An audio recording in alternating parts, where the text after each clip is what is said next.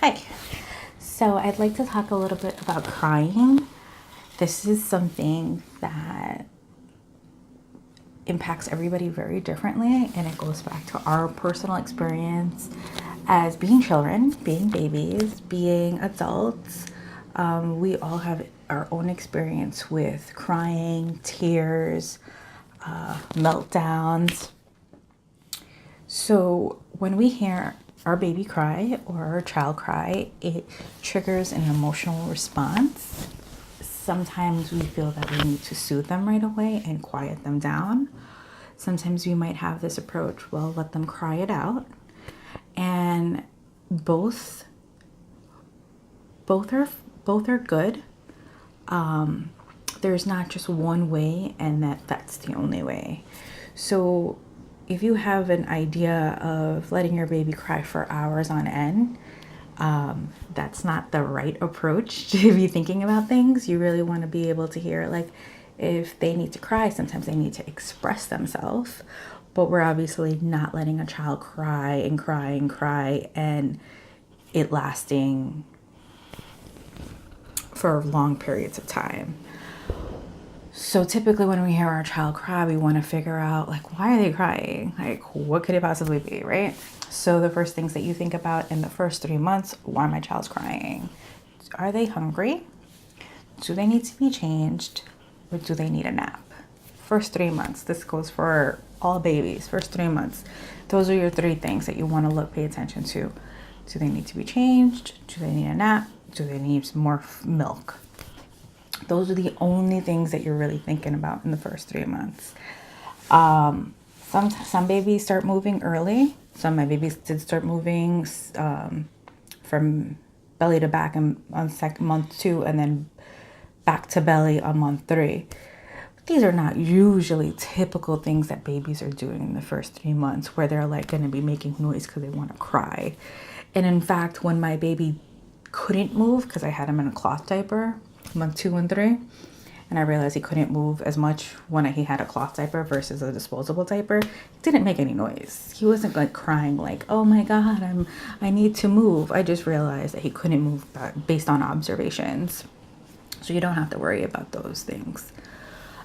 When they get older, when they're crying, they could be crying for a variety of reasons. It could be location, what they want, what they, and obviously it could be back to those three that you always have to think about right away when it comes to a baby.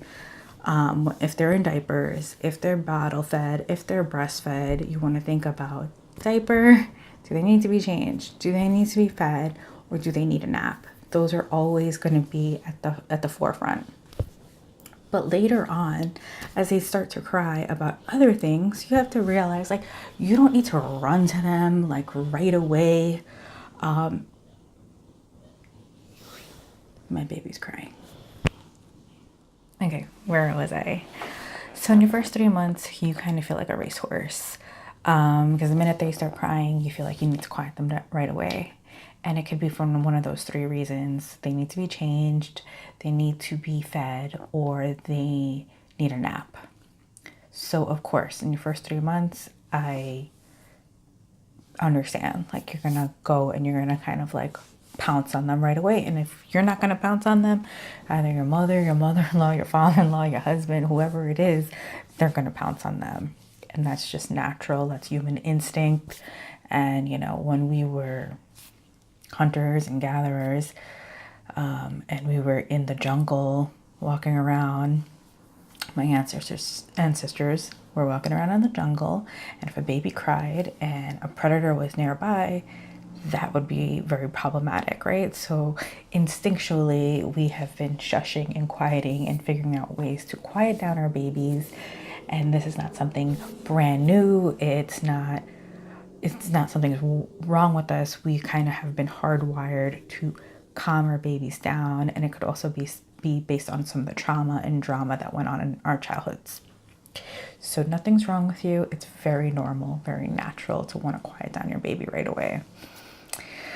And in the first 3 months, like, I can't even tell you to take it easy, because I can't imagine, like, in the first 3 months not like running after them after every like sound and cry.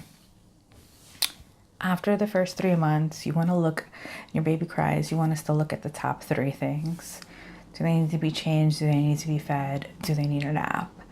However, there are other reasons why they're crying now. They might want a toy. They might have fell. They might have bumped their head. There's a variety of reasons why they're crying. So first and foremost, you always want to make sure your baby's in a safe environment. So if they're crying and then they're in the crib, you know, you do not have to go like Usain Bolt to the crib. They're in the crib, they're in a safe environment. However, if they're already at the phase where they're like learning out how to climb out the crib, that's not a safe environment anymore. So you need to change that situation. That's always like what you want to just make sure, like, is your environment as safe as possible? My baby right now is, you know, when he's in the living room, he goes on top of the couch and he climbs on that, and sometimes he falls. The only way that I could remove that obstacle if I remove all the couches and we just sit on the floor. I'm not prepared to do that right now. And I don't know if I'm going to be prepared to do that ever, but we have removed most of the obstacles. In the dining room, the obstacle is the chandelier, and we're thinking about moving that up because it's right underneath the dining room table. And right now he climbs onto the dining room. He'll climb on a chair to get onto the table, to get onto the chandelier. And sometimes he just wants to play with whatever's on the table. We've tried to like remove as much of those obstacles as possible, but sometimes they still find a way. So you want to just remove as many dangers as possible, so they're in a safe environment. So that's the first thing you want to make sure you're doing. You want to check the top 3 things. And then after that, you want to figure out why they're crying and what are they trying to communicate to you. You might feel like you need to shush them right away, but sometimes these babies, these toddlers, these children, these people need to cry. And so if we're just shoving a pacifier in their mouth right away, that might not be what they want. Because we're just basically saying, like, we need to get you to be quiet and hush. They might need to cry for whatever reason. They might just need to let it out. And if you think about it, crying from our standpoint, it is pretty therapeutic. Sometimes you cry afterwards and you feel like, whew, I needed that release. Sometimes these babies, they need the same thing. So stop for a minute and try to figure out what they're trying to communicate. I try to do this, but then sometimes I know, gut reaction, let me get this baby to cry. And that's usually when other people are watching. When I'm home, it's a little bit easier because you could try to really figure out what they're trying to say. I know sometimes when you're in public, people look at you right away like, what's the matter with that parent? Or what's the matter with that child? Why can't they keep their child quiet?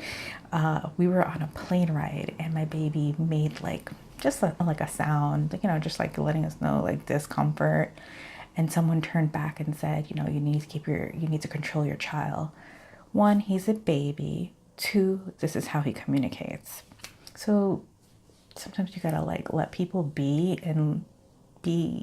however they need to be, and all you have to do is like control yourself, protect your baby, comfort your baby, and middle finger to those people for like not understanding what it means to be a mom, what it means to be a parent, and what it means to have a child, a baby, or a toddler. So what are they trying to communicate? That's super important. It'd be great if you could figure it out. Sometimes we're not able to figure it out. Sometimes they need to cry. So those are just things that you want to consider. If you have a baby that's crying and you just let them cry for a little bit, maybe a minute later, not even a minute later, they're going to stop crying. Unless it's like a severe situation where they're teething, they might be colicky. You'll notice, like if your baby's crying and crying and crying and you can't figure it out, that might be a serious problem. But typically it's not a situation. They're just trying to communicate something to you. And if you are able to figure out what they're trying to communicate, great, solve the problem. Sometimes they want to cry. When I was pregnant, I took a workshop class. It was called Happiest Baby on the Block. And it was all about being like able to shush your baby up and quiet the baby. These were things that I think were really great to have as my toolkit before, you know, bringing baby home. And they basically are the 4 S's. So swaddle, shushing, suckling, and swaying. So swaddling is when you take your baby and you swaddle them. There's tons of videos and diagrams on how to swaddle a baby. So basically you want to like get their arms tucked in and their legs tucked in so they can't move and they feel this. It's like it reminds them of what it's like to be in the womb. So they have this tight enclosure and they feel like they're being held. Some babies like that. My baby was not about that life, and he would just like kick out of a swaddle instantly.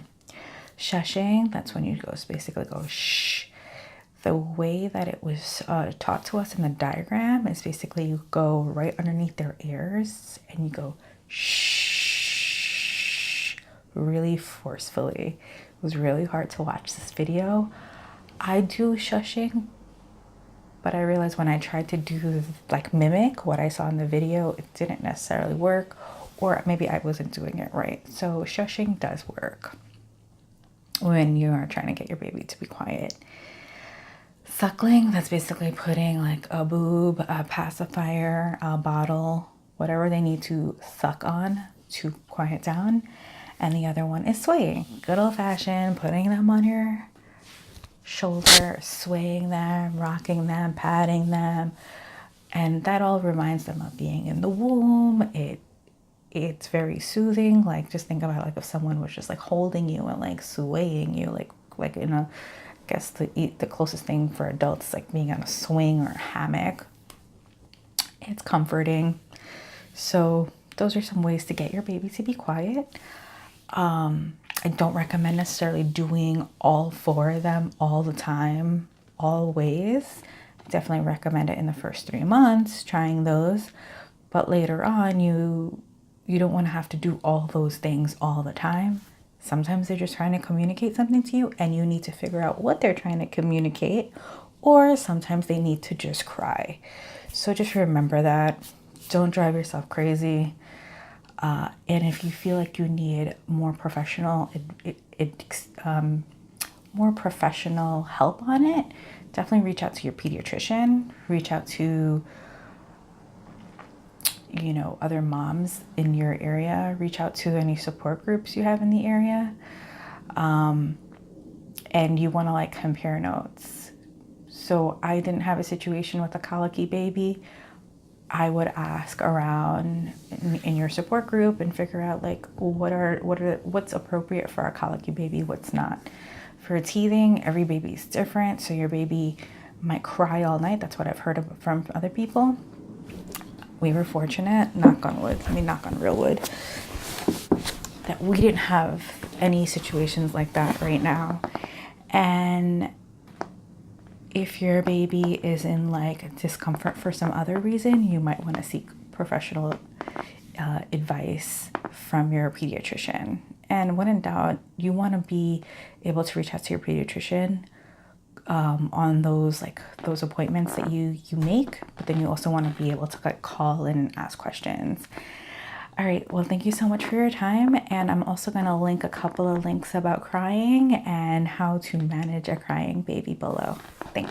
Bye.